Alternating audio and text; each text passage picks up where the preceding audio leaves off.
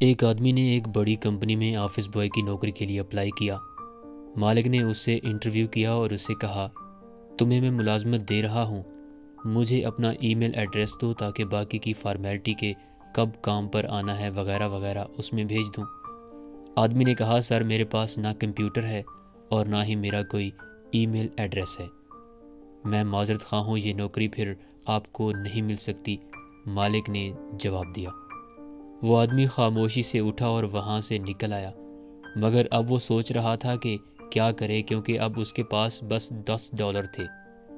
اس کے پاس کوئی چارہ نہ بچا تو مارکیٹ گیا اور $10 سے ٹماٹر خریدے اور گھر گھر جا کر بیچنے لگا، اور اگلے 3 گھنٹوں میں اس نے $60 کما لیے۔ تو اس کو لگا کہ میں اس طرح گزارا کر سکتا ہوں۔ وہ ٹماٹر بیچتا رہا اور اس کو منافع ہوتا رہا، جس سے اس نے دکان بنائی، پھر مارکیٹ بنائی، اور کوئی 5 سال کے بعد اس کی مارکیٹ اس علاقے میں سب سے بڑی مارکیٹ بن گئی۔ ایک دن اس نے اپنی فیملی کے لیے لائف انشورنس خریدنے کا سوچا۔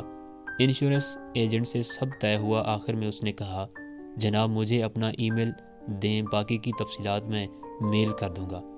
آدمی نے کہا، میرا ای میل نہیں ہے۔ ایجنٹ نے حیران ہو کر کہا، سر اتنے کامیاب آدمی ہیں، سوچیں اگر ای میل ایڈریس بھی ہوتا تو کتنے کامیاب ہوتے اور کہاں کے کہاں پہنچے ہوتے۔ آدمی نے روک کر ذرا پیچھے مڑ کر سوچا اور کہا، ہاں معلوم ہے، ایک آفس بوائے ہوتا۔ یاد رکھیے کبھی بھی مایوس نہ ہوں، اگر کبھی ایک دروازہ کسی کے لیے نہیں کھلتا تو اس کی جگہ اللہ تعالیٰ کئی اور دوسرے دروازے کھول دیتا ہے۔ بس انسان اپنے رب پر بھروسہ کرتے ہوئے محنت کرے تو یقیناً کامیابی ضرور ملتی ہے۔